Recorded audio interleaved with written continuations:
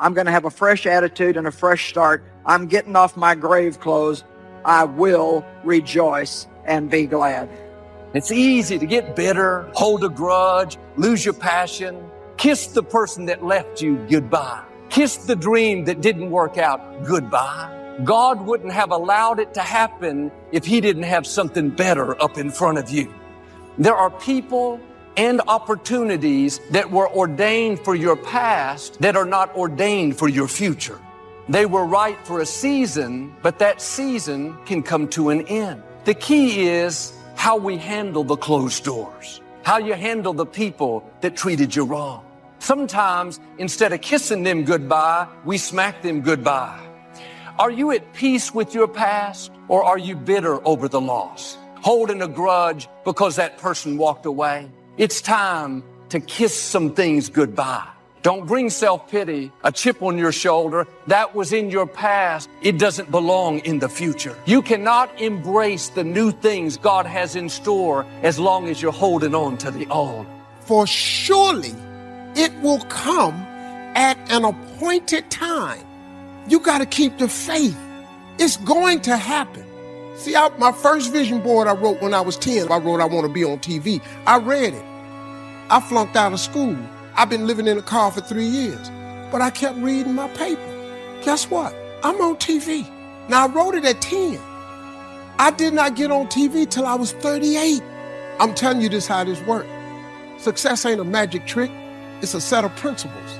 People in here way smarter than me. People in here got way more degrees than me. The Bible says a man without a dream or vision shall perish. So guess what? You can't out-vision me. Don't let nobody out-dream you, and don't let nobody outwork you. That's how you get the life of your dreams. I bet you if you write it down. God don't say nothing He don't make true. For too many of us, we like to grow.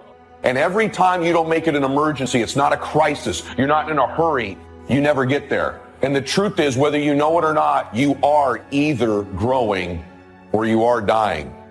But the moment you try to break away from where you came from and take over new territory, that's when all hell breaks loose in your life. What you fighting didn't start with you. Go back in your family. That devil's been in that territory for a long time. He doesn't want to leave the region.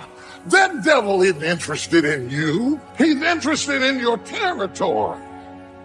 He's interested in your region. He's after your turf. He's after your stuff. There's something that you have that he wants, and he doesn't care about you. He says, I can use her. I can use a pig. I can use a goat. I can use a dog. I can use her sister. I can use his brother. I can use somebody close to them.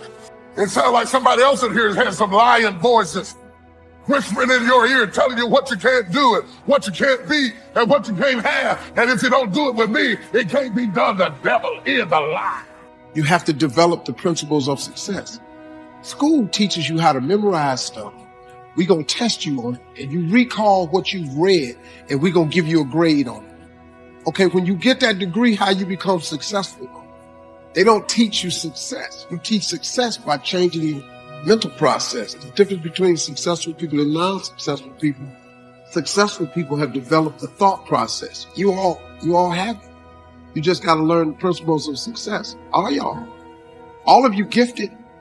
All of you have a gift. God made you with a gift that for all of you, gifted people. More gifted than me. You think because I'm out here, I'm the gifted one? I just got one gift. I can take information and transpose it into comedy immediately. Now that's a gift and a curse.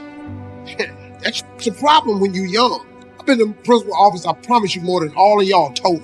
15, 20 times a year. Easy. God didn't bring you in this world to be average. God didn't bring you in this world to wake up and die one day and just be another person that lived and died and didn't do anything significant in this world. You're still alive. Therefore, God is not done with you. You're still here. God has a plan for your life. God has things in mind for you beyond anything you could ever imagine. You know what I discovered? When you're working at your dream, somebody said the harder the battle, the sweeter the victory. Oh, it's sweet to you. It's good to you. Why? See, when it's hard and there's a struggle, see, what you become in the process is more important than the dream. That's far more important. The kind of person you become, the character that you build, the courage that you develop, the faith that you're manifesting. Oh, it's something that you get up in the morning, you look yourself in the mirror, you're a different kind of person. You walk with a different kind of spirit. Is it drugs or alcohol numbing your brain and diminishing your desires?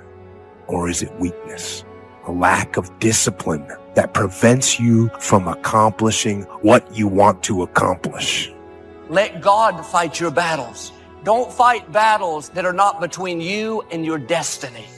You're not supposed to engage in every conflict. You have to keep your face set. Most of the things that come against us are simply distractions. We finish everything. You start it, finish it. When I pick it up and say I'm gonna start it, I gotta finish it. It all don't work. It all ain't the best. It all ain't knocked out the park. But I walk away saying I finished it. I did it. And the reason that you don't rest is because while you're awake, everything and everybody that's in and around your life is so full of issues, problems, insecurities. Your mind is and your spirit is in turmoil. Arguments, yelling, screaming, dysfunction. All of this shit is going on all day, every day. So when you go to sleep at night, you're not resting. Treat your body like a temple. The body and the mind work together and depend on each other, so they both need attention. The best thing to base your life on is reality.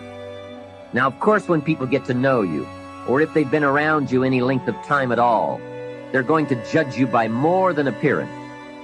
But sure enough, people at first are going to take a look. So taking care of yourself in personal appearance is a consideration. If I've got miracle working power to change my life, so do you. If I can grow, you can grow. I'm asking you, don't sell yourself short. But I wonder, have you taken the time to think about, why am I doing this in the first place? Am I trying to prove something to someone who disrespected me 10 years ago, who isn't even paying attention to my life anymore? Why am I posting this? To impress people who follow me on social media that don't even really know me? What is my reason for doing what I'm doing?